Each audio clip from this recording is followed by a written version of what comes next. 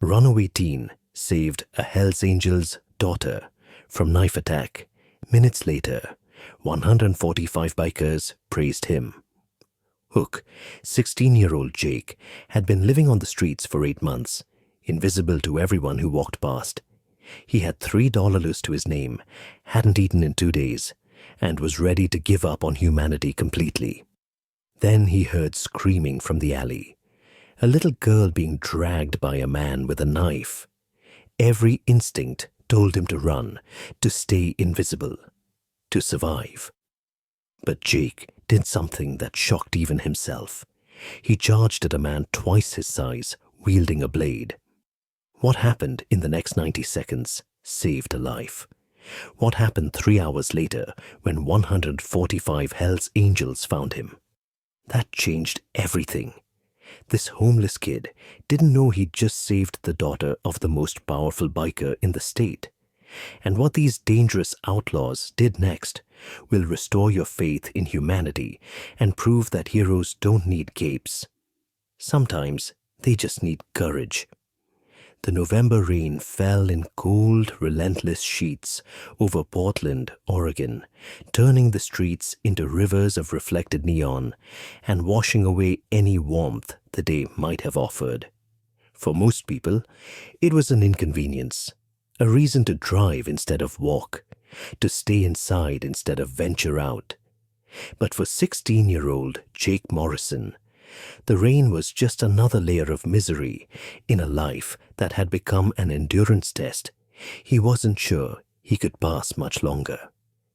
Jake sat huddled in a doorway on the east side of the Burnside Bridge, trying to make himself as small as possible, trying to disappear into the shadows where people wouldn't see him and be reminded that kids like him existed.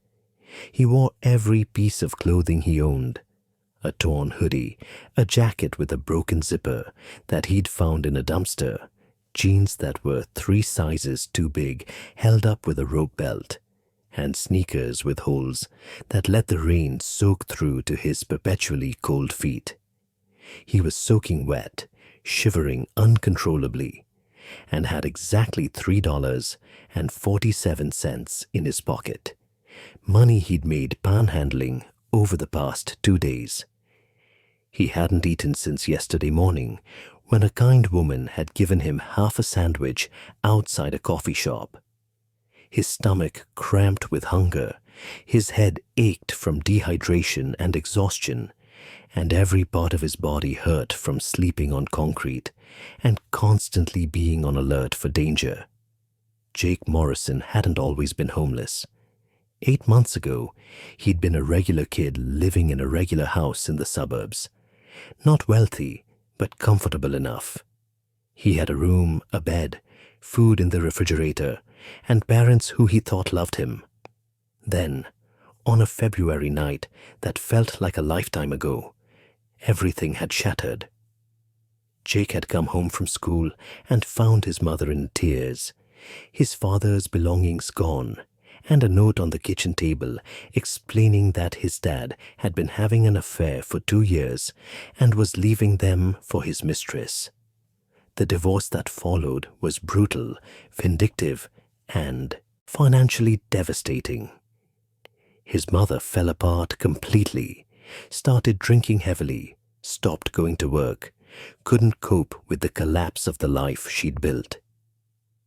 Jake had tried to hold things together, tried to be strong, tried to take care of his mom while dealing with his own grief and anger about his father's abandonment.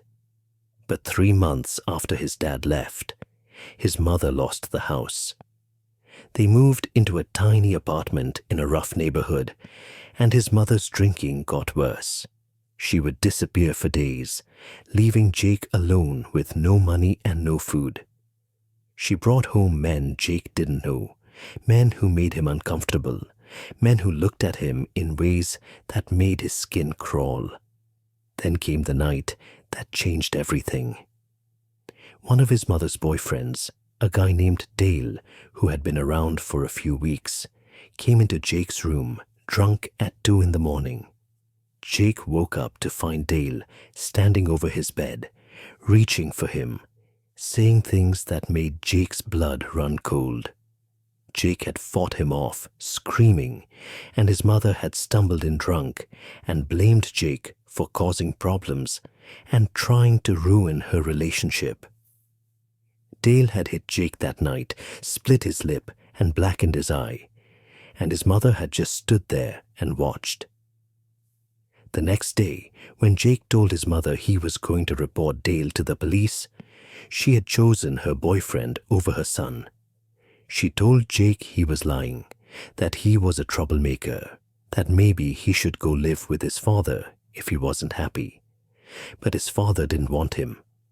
When Jake called and explained what had happened, his dad said he was starting a new life and couldn't deal with drama right now, and that Jake should work it out with his mother. His father's new wife had kids of her own, and there was no room in their perfect new family for the son from the previous marriage who came with problems and complications. So Jake had left. He took a backpack with some clothes, the $3 he had, and walked out of that apartment with no plan except to survive. He'd been on the streets ever since, sleeping in doorways, under bridges, in abandoned buildings when he could find them. He'd learned to be invisible, to move through the city like a ghost, to avoid the police who would send him back to his mother or into the foster system he'd heard horror stories about. He'd learned which businesses would let you use the bathroom without buying anything, which soup kitchens served meals when, where it was safe to sleep, and where you'd get robbed or worse.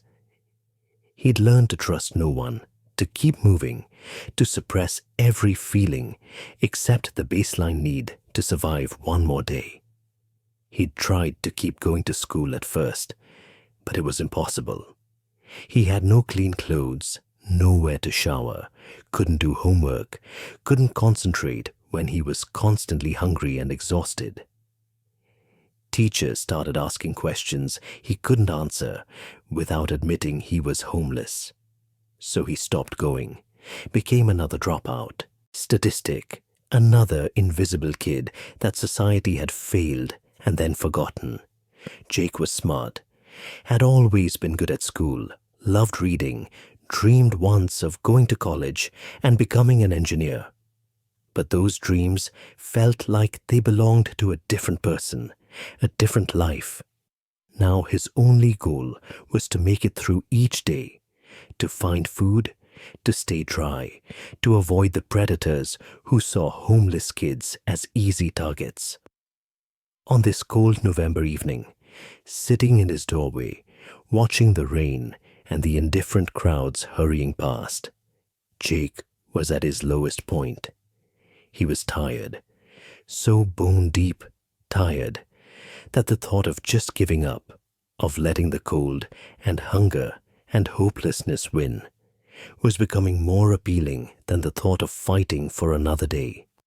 He'd been thinking about his father a lot lately, not the father who had abandoned him, but the father from before, the dad who had taught him to ride a bike, who had taken him camping, who had told him stories at bedtime.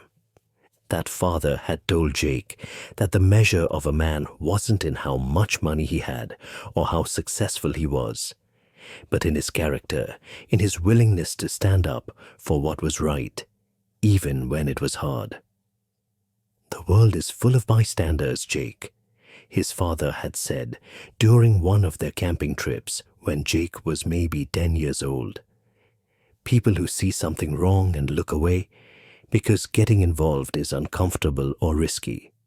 But the people who make a difference are the ones who step up when others step back. Remember that. When you see someone who needs help, you help. That's what good men do." The memory was bitter now, coming from a man who had proven himself to be the exact opposite of what he preached. But some part of Jake, some stubborn, stupid part that hadn't been completely beaten down by 8 months on the streets, still believed in those words even if he couldn't believe in the man who had said them. Jake was jolted from his thoughts by the sound of screaming. A child's scream, high-pitched and terrified, coming from the alley about 50 feet from where he sat. His first instinct, the instinct that had kept him alive on the streets, was to ignore it. Don't get involved, don't draw attention, don't be a hero because heroes end up dead or arrested or worse. But the screaming continued, desperate and scared, and Jake's body was moving before his brain could stop it. He stood up, his stiff, cold muscles protesting, and moved toward the alley, his heart pounding with fear and adrenaline. What he saw in that alley would be seared into his memory forever. A little girl, maybe 7 or 8 years old, with long dark hair and a pink backpack, was being dragged by a man in his 30s. The man had one hand gripped around her arm, and in his other hand was a knife. A large hunting knife that caught the dim streetlight and gleamed with terrible potential. The girl was screaming, crying, fighting against the man with everything she had.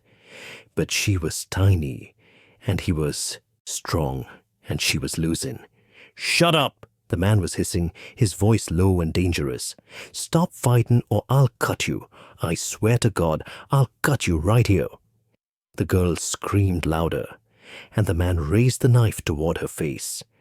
And Jake Morrison, homeless, hungry, exhausted, with every reason in the world to walk away and save himself, did the one thing no one would have expected. He charged. He didn't think, didn't plan, didn't consider the size difference or the weapon or the very real possibility that he was about to die in a dirty alley trying to save a stranger. He just saw a child in danger, and his body reacted with the kind of courage that can't be taught or faked. The kind that comes from something deep in the human soul that says some things are worth fighting for even when you have nothing left to lose. "Let her go," Jake screamed, and he slammed into the man with all his weight, all his momentum, all the rage and desperation of 8 months of suffering, channeled into one moment of action. The impact knocked the man sideways, breaking his grip on the girl, and she stumbled backward, sobbing. The man wheeled on Jake with fury in his eyes, and that knife raised. "You little punk, I'm going to gut you." Jake had never been in a real fight. He'd avoided confrontation his whole life, especially on the streets where fighting usually meant losing, and losing usually meant getting hurt badly or killed. But he'd watched enough, survived enough, to know a few things. He kept moving, stayed light on his feet, despite exhaustion, kept his eyes on the knife. The man lunged, slashing with the blade, and Jake jumped back, feeling the knife whistle past his stomach, missing by inches. His back hit the alley wall, and the man came at him again. Jake grabbed a trash can lid and raised it just as the knife came down. The blade stuck in the metal, and for a second, the man was off balance. Jake shoved the lid forward with all his strength, hitting the man in the face. And then he did the only thing he could think of. He screamed at the little girl, "Run! Run and don't stop! Find people! Call 911! Go!" The girl hesitated for just a second, looking at this dirty, homeless teenager fighting a man with a knife to save her. And then she ran. She ran out of that alley as fast as her little legs could carry her, her pink backpack bouncing, her screams now for help instead of terror. The man realized she was getting away and made a decision. He could chase her, or he could punish this punk kid who had interfered. His rage chose punishment. He pulled the knife free from the trash lid and came at Jake with renewed fury. What happened next was a desperate, ugly brawl. Nothing like the choreographed fights in movies. Jake fought like a cornered animal, using trash, bricks, anything he could grab. The man was bigger, stronger, had a weapon, but Jake had something else. Absolute conviction that he had to survive long enough for that little girl to get away. He took a slash across his forearm that burned like fire. He took a punch to the face that split his already damaged lip. But he kept fighting, kept moving, kept the man focused on him instead of the girl who was hopefully getting help. Then, suddenly, the alley was filled with lights, flashlights, headlights, and the sound of multiple engines. The man looked up, saw what was coming, and made the smart choice. He ran, disappearing deeper into the alley and over a fence before Jake could process what was happening. Jake collapsed against the wall, breathing hard, blood running down his arm from the knife wound, his vision swimming from exhaustion and adrenaline crash. He looked up to see the little girl standing there with the most terrifying and impressive group of people Jake had ever seen in his life. Motorcycles. At least a dozen of them initially, with more pulling up every second. And riding them were men and women in leather vests, covered with patches, the distinctive winged skull and Hell's Angels rocker on their backs, impossible to miss even in the dim light. A massive man, 6'4" easily, probably 250 pounds, completely bald with a beard down to his chest and arms covered in tattoos, dismounted and walked toward Jake with purpose. Jake pressed back against the wall, terrified, certain he'd somehow ended up in even worse trouble than before. But the man knelt down in front of him, and his eyes, despite the intimidating appearance, were full of concern. "Kid, are you all right? Let me see that arm." "I'm fine," Jake managed, though he was clearly not fine. Is she okay?" "She's fine because of you," the man said, his voice rough but not unkind. "That's my daughter, kid. That's my little girl you just saved." Jake's brain struggled to process this information. The little girl was standing next to a woman who looked fierce and protective, both of them watching Jake with expressions he couldn't quite read. "She was out with her mom, got separated at the store. This guy grabbed her," the big man continued. "She's been taught to scream and fight, and she did. But if you hadn't stepped in," his voice cracked slightly, "he had a knife. You took on a man with a knife to save my daughter." "I couldn't just—" "She was scared. I had to do something," Jake said, his words coming out disjointed as shock started to set in. The man pulled out a phone and started barking orders. "Preacher, call 911. Get paramedics for the kid. Hammer, get some brothers searching for the guy with the knife. He went over the back fence. Spark, get me the first aid kit from my saddlebag. Move." People scattered immediately, following orders without question, and Jake realized he was watching some kind of military-style operation unfold around him. Within minutes, someone had brought a first aid kit and was cleaning and bandaging his arm with surprising gentleness.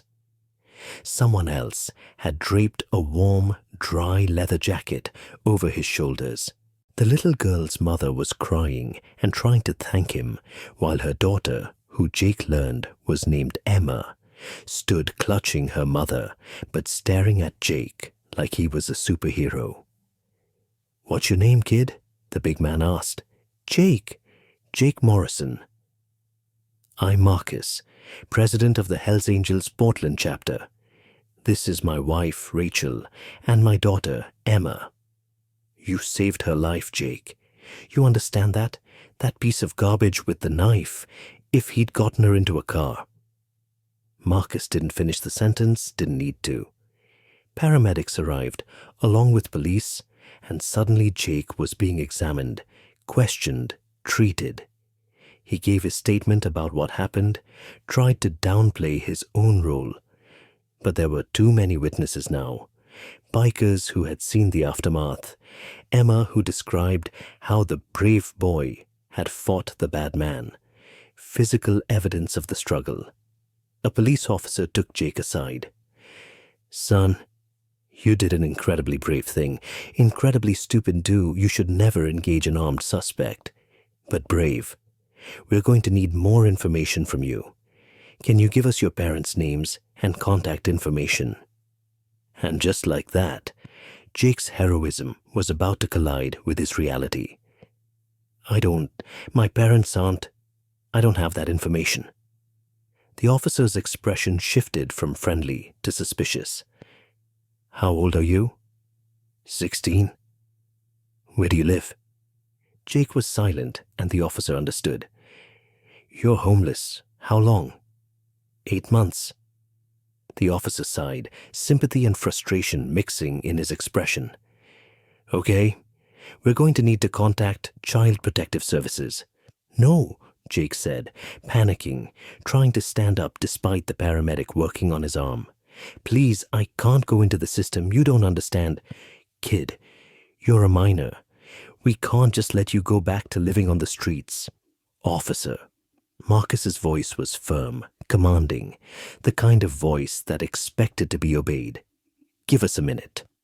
The police officer looked like he wanted to argue, looked at the dozen bikers who had gathered protectively around Jake, and decided that discretion was the better part of valor. 5 minutes. Marcus sat down next to Jake, and his intimidating presence somehow felt more protective than threatening. "Jake, I'm going to ask you some questions, and I need honest answers. Can you do that?" Jake nodded, too exhausted and overwhelmed to do anything else. "Why are you on the streets?" So Jake told him. Not everything. He couldn't bear to tell everything to this stranger. But enough. His father leaving, his mother's breakdown, Dale, the violence, the abandonment by both parents, the impossible choice between a home where he wasn't safe and the streets where he was at least free. Marcus listened without interrupting, his expression getting harder and angrier with every sentence, though Jake instinctively knew the anger wasn't directed at him. Rachel had joined them, sitting on Jake's other side, and by the end of his explanation, she was crying openly. "That piece of garbage Dale still around?" Marcus asked quietly. "I don't know. I haven't been back." "And your parents? They know you're living on the streets?" "My dad doesn't care. My mom, I don't know. Probably thinks I'm at my dad's or something. I'm not anyone's problem anymore, which is what everyone wanted." "Everyone except you," Rachel said softly. "Jake, you're 16. You should be in school, worried about homework and girls and stupid teenager stuff. You shouldn't be sleeping in doorways and fighting armed kidnappers." "I was just trying to survive," Jake said, the words coming out more broken than he intended. "That's all I've been trying to do." Marcus exchanged a look with his wife, and something passed between them, some silent communication that Jake didn't understand. Then Marcus stood up and addressed the assembled bikers, who had gradually grown in number. Jake counted at least 40 motorcycles now, with more arriving. "Brothers and sisters," Marcus called out, and every conversation stopped. This kid right here, this 16-year-old homeless kid with $3 in his pocket and every reason to walk away, charged a man with a knife to save my daughter. He took a blade across his arm. He took punches. He fought like a warrior to protect Emma, even though he'd never met her, even though he had nothing to gain and everything to lose. That's the definition of courage. That's the definition of honor. And he did it while living on the streets because the adults in his life failed him. The assembled bikers were silent, listening, many of them nodding. "So here's what's going to happen," Marcus continued. "Jake Morrison is under our protection now. He's family. That means we take care of him. We make sure he's safe. We make sure he has what he needs. Who's with me?" The response was immediate and overwhelming. Every single biker raised their hand or fist, shouted agreement, revved their engines in affirmation. Jake sat there stunned, unable to process what was happening, unable to understand why these strangers, these supposedly dangerous outlaws, were adopting him. "I don't understand," Jake said quietly. "Why are you doing this?" Marcus knelt back down so he was eye level with Jake. "Because you saved my daughter's life. Because you're a good kid who got dealt a shit hand and deserves better. Because we take care of our own and you just became one of ours. And because—" his voice softened slightly. "Because I have a son who's 17. If he was living on the streets because I'd failed him, I'd hope someone would step up and help. So that's what we're doing." Rachel added, "You won't be alone anymore, Jake. That's over. You're going to stay with us until we figure out something permanent. You're going to eat real meals, sleep in a real bed, get your life back on track. No arguments." "But I can't. I don't have money to pay you back." "Didn't ask you to," Marcus said firmly. "This isn't charity and it's not a loan. This is family taking care of family. You saved Emma. That makes you our responsibility now, in a good way. You understand?" Jake didn't understand. Not really. But he was too tired and overwhelmed to argue. He nodded, and Rachel pulled him into a hug that broke something inside him. He hadn't been hugged, really hugged with genuine affection, since before his father left. He started crying, couldn't stop. 8 months of survival and suppressed emotion pouring out in the arms of a stranger who somehow felt more like a mother than his actual mother had in a year. Over the next few hours, as police continued their investigation and paramedics treated Jake's wounds, the Hells Angels mobilized. They found his backpack in the doorway where he'd been sitting, the sum total of his possessions. They talked to the police about the legal situation regarding a minor. They made plans, organized resources, and demonstrated the kind of efficiency and care that would have surprised anyone who only knew them by their reputation. By midnight, Jake Morrison was sitting in the kitchen of Marcus and Rachel's house, a modest but comfortable home in a neighborhood Jake never could have imagined living in. Emma was asleep upstairs, safe because of Jake's actions. Rachel was making him the 3rd helping of food he'd eaten in 2 hours, finally putting weight back into a body that had been starving for months. Marcus was on the phone, organizing something with his brothers. "Tomorrow," Rachel said, sitting down across from Jake, "we're going to deal with practicalities. We need to get you enrolled in school, get you some clothes that fit, take you to a doctor for a full checkup. But tonight, you're just going to eat and sleep and be safe, okay?" "Why me?" Jake asked, the question that had been haunting him all evening. "There are lots of homeless kids. Why am I special?" "Because you did something extraordinary," Rachel said simply. "Most people would have walked away. You didn't. And now we're not going to walk away from you." Marcus returned from his phone call. "All right, it's handled. The brothers are putting together everything you need. Tomorrow you'll have clothes, shoes, school supplies, everything. We've got a lawyer working on the legal situation with your parents, emancipation probably, since you're 16 and neither parent wants custody. And he fixed Jake with a serious look. "We're also going to deal with that piece of garbage, Dale." Not violently, he added, seeing Jake's expression. "We're not criminals, whatever people think, but we are going to make sure he faces consequences for hitting a kid. Count on that." Over the next few weeks, Jake's life transformed in ways he couldn't have imagined in his wildest dreams. The Hells Angels didn't just help him, they adopted him completely. Within 3 days, the spare bedroom in Marcus and Rachel's house had been converted into Jake's room, fully furnished with a bed that felt like sleeping on a cloud compared to concrete doorways. The club raised money, not through anything illegal, but through their considerable legitimate resources and charitable connections.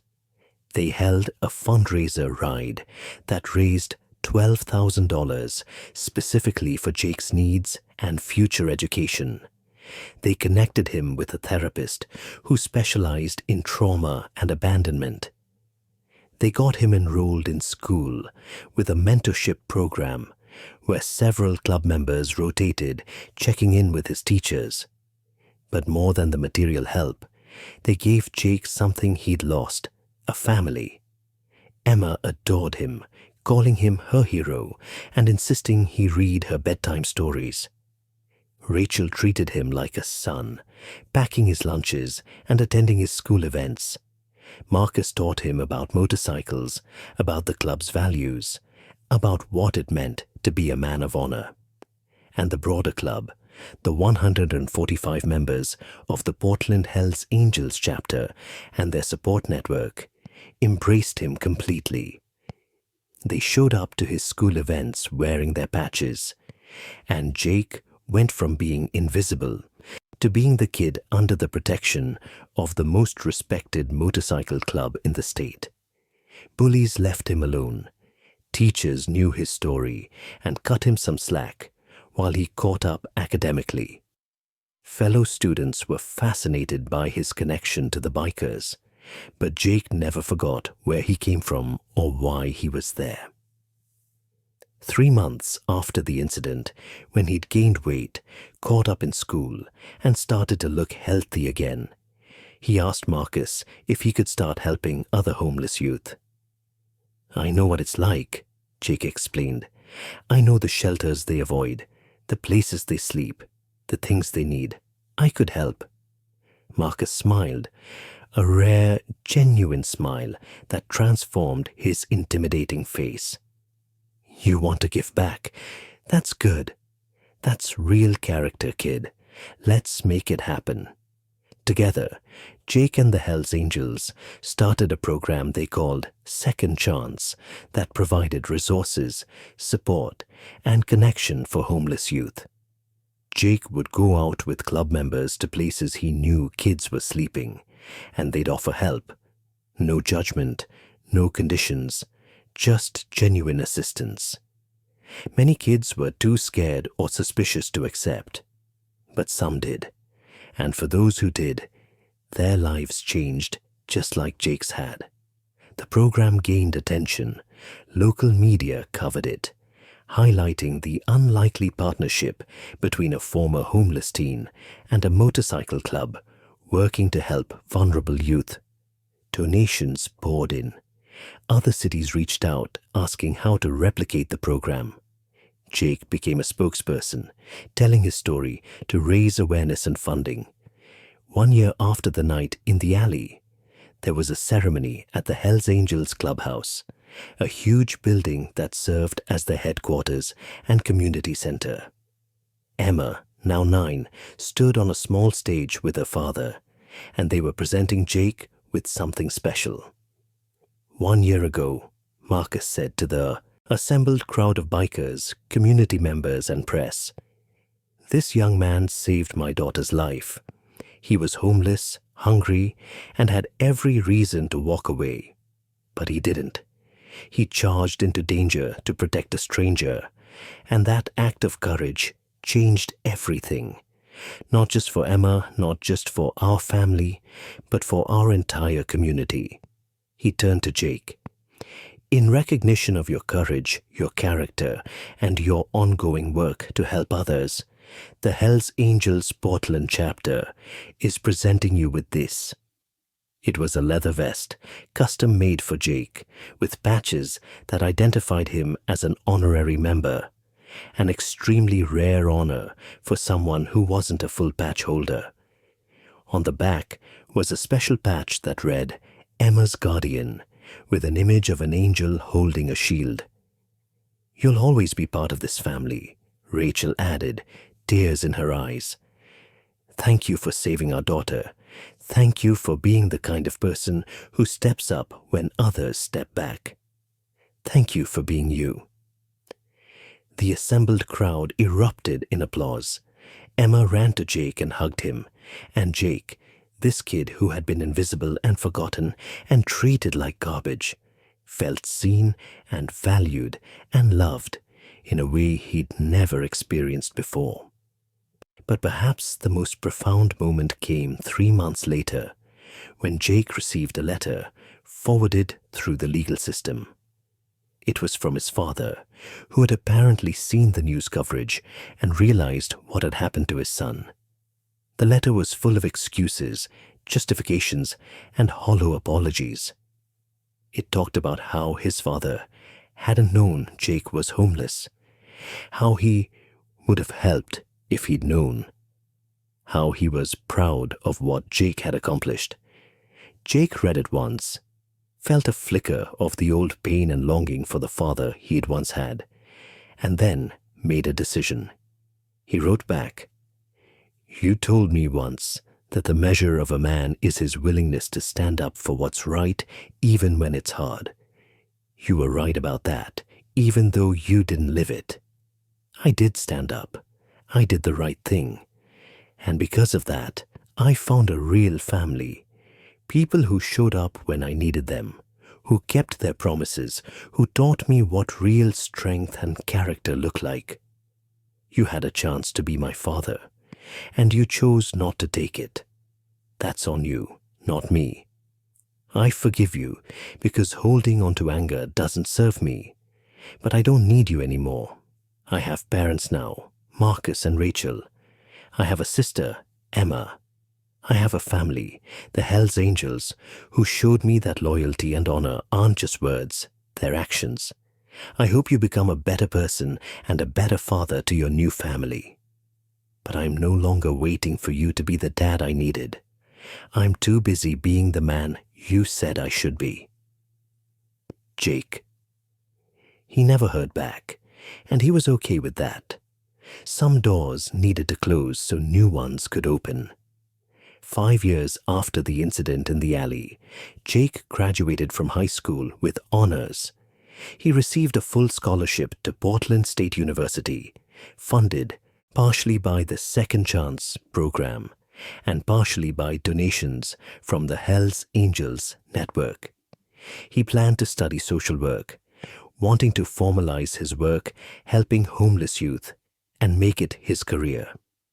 At his graduation, sitting in the front row, were Marcus, Rachel, and Emma, along with 45 members of the Hells Angels Portland chapter, all wearing their patches and cheering louder than anyone when Jake's name was called. During his valedictorian speech, Jake told his story, not for sympathy, but as a lesson about courage, family, and the importance of helping others. When I was 16 and living in a doorway, he said, his voice strong and clear, I had nothing, no home, no family, no future. I was invisible to the thousands of people who walked past me every day. I was statistics, another homeless kid, another failure of the system, another cautionary tale. Then I heard a little girl screaming, and I made a choice. I could stay invisible and safe, or I could stand up and risk everything. I chose to stand up, and that choice changed my life. Not because I was heroic, but because good people saw my choice and responded with their own choices, to help, to care, to make me part of their family. The Hells Angels Motorcycle Club has a reputation. People think they know what that patch means. But I'm here to tell you that those men and women taught me everything that matters. Loyalty, honor, courage, family, responsibility. They showed up when my biological parents didn't. They kept promises when the adults who were supposed to protect me broke them. They showed me that family isn't about blood. It's about who stands beside you when things get hard. If I could tell my 16-year-old self anything, sitting in that doorway, contemplating giving up, I'd say this: your courage matters. Your choices matter. Your life has value even when you can't see it. And help can come from the most unexpected places. Sometimes it comes wearing leather and riding motorcycles and covered in tattoos. But it's real and it's powerful, and it will change everything. So to anyone out there who feels invisible, forgotten, or worthless, you're not. You matter. And to anyone who has the power to help someone in need, do it. Step up. Be the person who changes someone's life, because that's what real strength looks like. The applause was deafening. Marcus and Rachel were crying openly. Emma was jumping up and down with excitement, and Jake felt a sense of peace and purpose he'd never imagined possible in those dark days on the streets. 10 years after the incident, Jake Morrison was running the Second Chance Foundation full-time, a non-profit that had helped over 3,000 homeless youth in the Pacific Northwest find housing, education, and support. He had married a woman he'd met in college, a social worker who shared his passion for helping vulnerable populations. They had a daughter who they named Rachel Emma Morrison, honoring the woman who had mothered him and the little girl whose rescue had changed everything. Marcus and Rachel were grandparents to Jake's daughter in every way that mattered. Emma, now 18 and preparing for college, volunteered at Jake's foundation and planned to study criminal justice so she could work with at-risk youth. The Hells Angels Portland chapter continued to be Jake's family, his brothers and sisters in the truest sense. They attended his wedding, the birth of his daughter, every milestone and celebration. And they continued their work with the Second Chance Foundation, proving year after year that the most unexpected people could be the most powerful force for good. On the 10th anniversary of the Night in the Alley, the foundation held a celebration. Jake stood before an audience of supporters, former homeless youth whose lives had been changed by the program, and dozens of Hells Angels members. And he told the story one more time, not because people didn't know it, but because it needed to be remembered. I was a scared, hungry kid with nothing to lose, he said. And in the most important moment of my life, I chose courage over safety. I chose to help a stranger. And that choice brought me a family, a purpose, and a life I never dreamed possible. That's the message I want everyone to take from this. Your choices matter. Your courage matters. And you never know when one moment of bravery will change not just your life, but countless others. To Marcus, Rachel, Emma, and every member of the Hells Angels who showed me what real family looks like, thank you. You saw a broken homeless kid, and you chose to see potential instead of problems.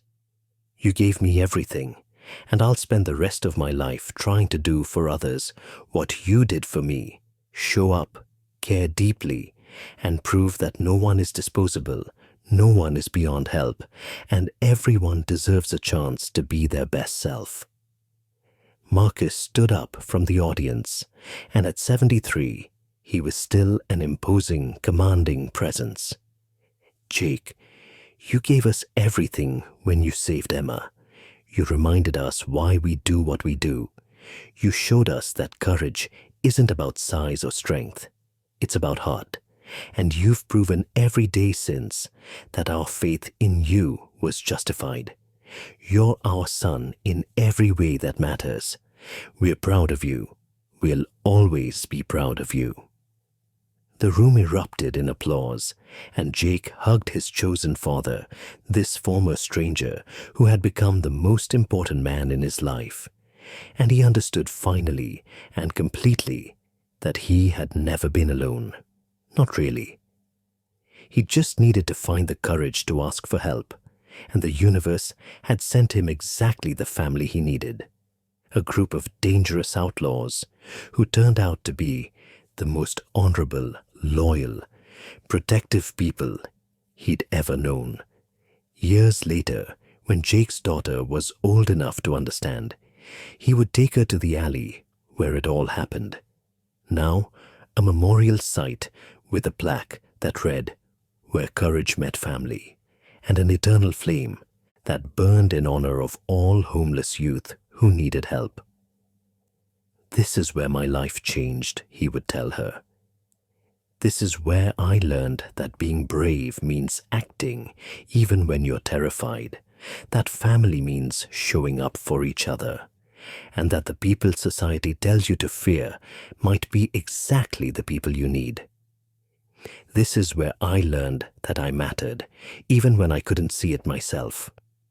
His daughter, wise beyond her years, would look up at him and say, "And this is where you taught all of us that one person really can make a difference.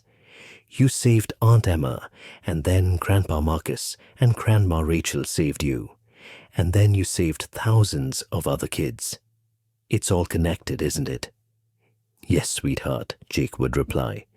"It's all connected.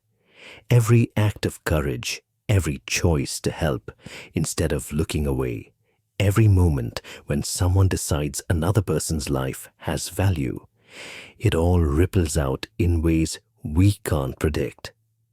That's why we keep doing this work. That's why we never give up on people." The Second Chance Foundation continued to grow, expanding to 12 cities across the United States.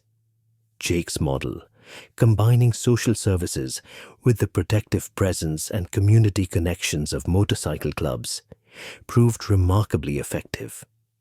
Homeless youth who had learned to distrust all authority figures somehow responded to bikers who met them where they were, spoke honestly, and backed up their promises with action.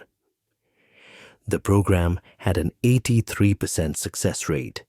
83% of youth who engaged with Second Chance ended up in stable housing, education, or employment within 2 years. It was revolutionary, and it all traced back to one moment in a rainy Portland alley when a homeless teenager chose courage over self-preservation. Jake was invited to speak at conferences, appeared in documentaries, and became a national advocate for homeless youth rights. But he never forgot his roots or the people who had saved him. Every speech, every interview, every public appearance included acknowledgement of the Hells Angels and their role in his transformation. "People are uncomfortable when I credit a motorcycle club with saving my life," he would say. "They want the story to be about social workers or teachers or some official organization.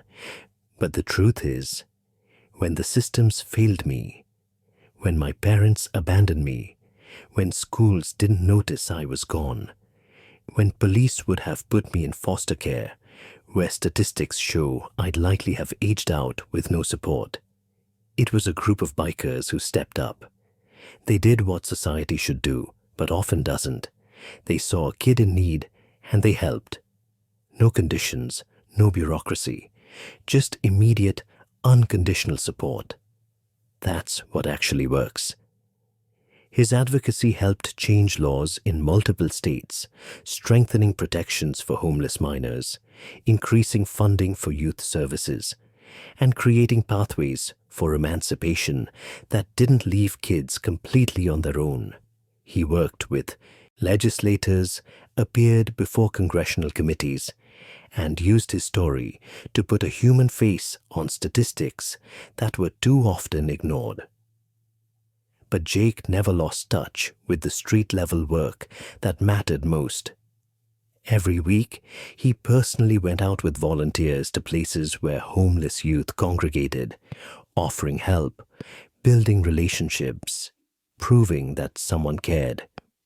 He could talk to these kids in ways social workers couldn't because he'd been there. He knew the fear, the survival instincts, the reasons they didn't trust adults. "I'm not going to lie to you," he would tell skeptical teenagers living in abandoned buildings or under bridges. "The system is broken. Adults have probably let you down over and over. You've learned not to trust anyone. I get it. I lived it. But I'm here to tell you that there are people who actually will help if you let them. Not all people, not even most people, but some. And sometimes that's enough." It was enough for me. Many kids still said no, too damaged or too scared to accept help. Jake understood that too. He'd leave them with resources, information about services, emergency contacts, supplies if they'd accept them. And he'd come back, week after week, month after month, building trust slowly until some of them were ready to accept help. The ones who did often became the program's most passionate advocates. Former homeless youth who graduated from Second Chances programs often came back as volunteers, mentors, and staff members, creating a pipeline of people who truly understood the population they served. On Jake's 30th birthday, now 14 years after the incident in the alley, the Hells Angels threw him a party at their clubhouse. It was a massive celebration.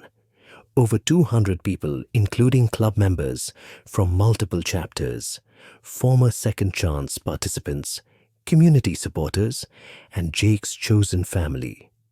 Emma, now 22 and working as a prosecutor focused on crimes against children, gave a toast that left everyone in tears. When I was 8 years old, a man with a knife tried to take me. I was so scared, I thought I was going to die. And then this skinny homeless kid appeared out of nowhere and fought him. Jake was 16, had been living on the streets for 8 months, hadn't eaten in days, and had every reason to save himself instead of me. But he didn't hesitate. He charged a man with a knife to save a little girl he'd never met. She paused, composing herself. That moment defined both of our lives. Jake saved me physically that night, but he also taught me something profound. That courage isn't about being strong or prepared or having advantages. It's about making the right choice in the moment when it matters, regardless of cost. That lesson has guided everything I've done since. When I chose to become a prosecutor, when I decided to focus on protecting vulnerable children, I did it because Jake showed me what real heroism looks like. She turned to Jake directly. "You're my brother in every way that matters.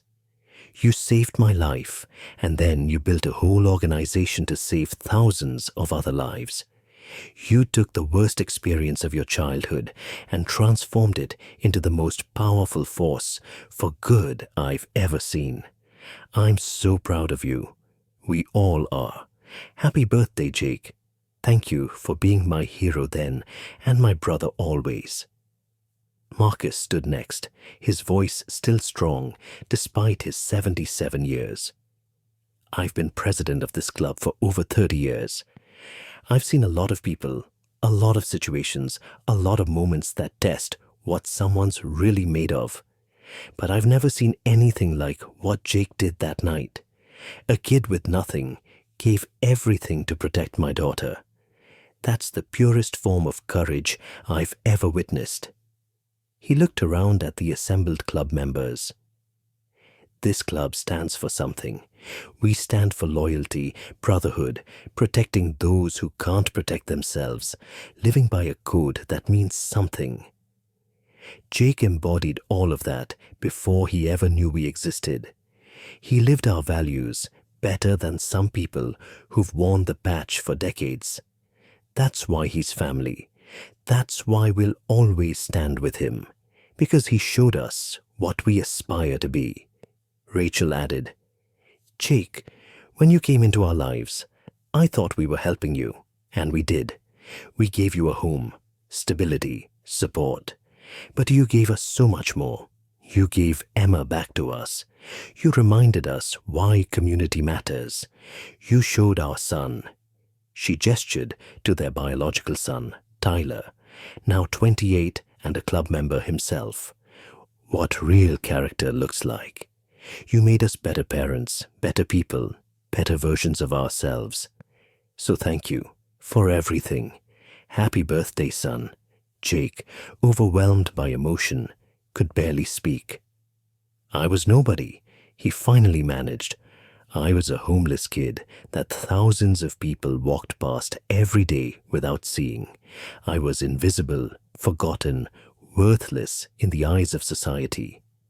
And then I made one choice, to help when I could have walked away. And everything changed. Not because I'm special, but because I found people who saw my choice and responded with their own choices to help, to care, to make me family. He looked around at the crowd.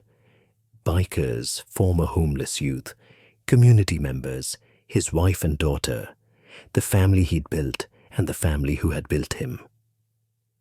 Everyone here represents something beautiful. The idea that we're responsible for each other, that no one is disposable, that courage and compassion can transform lives.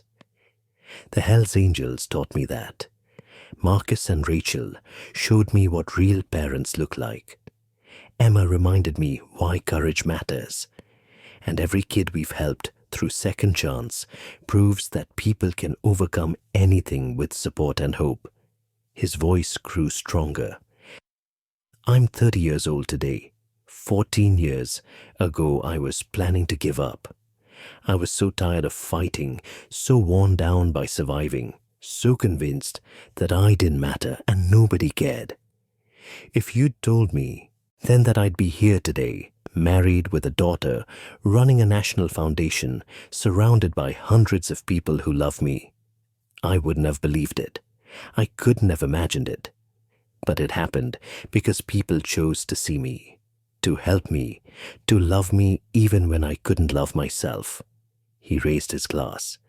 To the Hells Angels, my family, my brothers and sisters, the people who showed me that loyalty and honor aren't just words. To Marcus and Rachel, my parents in every way that matters. To Emma, my sister, and the reason I'm alive. To every person who's ever chosen to help someone in need instead of looking away. And to every homeless kid out there who thinks they don't matter, you do. You absolutely do. Keep fighting. Help is coming. I promise. The toast was echoed by 200 voices, and the celebration continued late into the night. Stories shared, laughter and tears, music and brotherhood. Family in the truest sense of the word. As the evening wound down and people began to leave, Jake found himself sitting outside with Marcus, both of them watching the stars and listening to the distant sound of motorcycles heading home. You ever regret it? Marcus asked quietly. The path you chose, dedicating your life to this work instead of something more lucrative or comfortable? Jake didn't hesitate. Never. Not for a second. I found my purpose in that alley, Marcus. Everything I do now, the foundation, the advocacy, helping kids, it all comes from understanding how close I came to giving up and how different my life became because people cared. How could I regret that? You could have done anything, Marcus said. You're smart, capable, driven. You could have gone into business, made millions, had a comfortable life. I have a comfortable life, Jake replied. I have a wife I love, a daughter who makes me laugh every day, parents who support me. He glanced at Marcus with a smile. A crazy extended family of bikers who have my back and work that matters. I don't need millions. I need purpose, and I have that. Marcus nodded, satisfied. You turned out exactly like I hoped you would. Better, actually. You took what could have been a trauma that destroyed you and used it as fuel to help thousands of others. That's real strength, Jake. That's real character. I learned from the best, Jake said simply. You and Rachel showed me what that looks like. You didn't just talk about values, you lived them. You took in a random homeless kid because it was the right thing to do, and you never made me feel like I owed you or like I was a burden. You just loved me. That changed everything. They sat in comfortable silence for a while, and then Marcus said, Emma's thinking about running for office someday. District attorney may be higher. She wants to reform the criminal justice system, make it actually work for vulnerable people. She'll be amazing at it, Jake said with confidence. She's brilliant, passionate, and she understands what real justice looks like because she's lived it. The world needs more prosecutors like Emma. She says she's doing it because of you, Marcus said, because you showed her that one person really can change systems if they're willing to fight. You saved her life twice, Jake. Once in that alley, and once by showing her how to live a life that matters. Jake felt tears prick his eyes. She saved mine too. If I hadn't heard her screaming that night, if I hadn't helped her, I would never have found you and Rachel. I'd probably be dead by now, or in jail, or still on the streets. She gave me a reason to be brave when I'd run out of reasons. So we saved each other. 20 years after the incident, when Jake was 36 and the Second Chance Foundation had helped over 15,000 homeless youth, PBS produced a documentary about his life and work. It traced his journey from homeless teenager to national advocate, featured interviews with the people whose lives he'd changed, and prominently highlighted the role of the Hells Angels in his transformation. The documentary won awards and was used in schools across the country as an educational tool about homelessness, courage, and the importance of community support. It sparked a national conversation about how society treats homeless youth and led to significant increases in funding for youth services. But perhaps the most important moment in the documentary was a simple scene near the end. Jake, now gray-haired but still energetic, stood in the same alley where everything had happened 2 decades earlier. With him were Marcus and Rachel, both in their 80s but still sharp and engaged, and Emma, now 32, and indeed running for district attorney. This place changed all of our lives, Jake said to the camera. For Emma, it was where she learned that help comes when you least expect it. For Marcus and Rachel, it was where they found another son. For me, it was where I learned that my life had value, that courage matters, and that family isn't about blood. It's about who shows up when you need them most. Emma added, Every time I walk past this alley, I think about that scared 8-year-old girl and the brave 16-year-old boy who saved her. And I think about what didn't happen. I didn't get taken, didn't get hurt, didn't become a statistic, because Jake was brave. And then he became something more. He became living proof that one moment of courage can create ripples that never stop spreading. Marcus wrapped his arms around both Jake and Emma. I tell people all the time, the best thing my club ever did wasn't the charity rides or the fundraisers or any of the organized good works. It was recognizing courage when we saw it and responding appropriately. Jake saved Emma. We saved Jake. Jake saved thousands. And those thousands will save thousands more. That's what family does. That's what community means. That's what matters. The documentary ended with current footage of the Second Chance Foundation's work. Young people being helped off the streets, graduates of the program now thriving in careers and families, former homeless youth who had become social workers and advocates themselves, all of them connected by invisible threads that traced back to one rainy night in a Portland alley. The final words on screen were a quote from Jake. "Courage is contagious, so is compassion, so is hope. When you see someone who needs help, you have a choice. You can walk away, or you can step up. I stepped up once, and it changed my life and thousands of others. Imagine what could happen if everyone made that same choice. Imagine the world we could build. That's what I'm working toward. That's what I'll always work toward, because every person matters.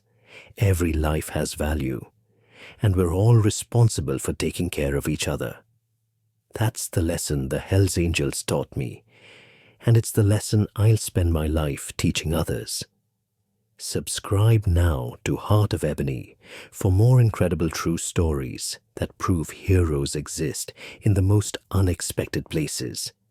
Hit that notification bell so you never miss a story about courage, redemption, and the transformative power of choosing to help when others walk away. Share this video with someone who needs to hear that their life matters, that courage comes in all forms, and that the people society tells you to fear might be exactly the family you need. Comment below. Have you ever witnessed someone being brave when it mattered? Have you been helped by an unexpected hero?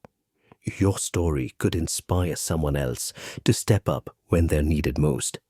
Because Jake Morrison's lesson lives on. One moment of courage can change everything. One choice to help instead of walking away can create ripples that transform thousands of lives. You have that power. We all do. The question is, will you use it? Thank you for watching, and remember, be the person who steps up.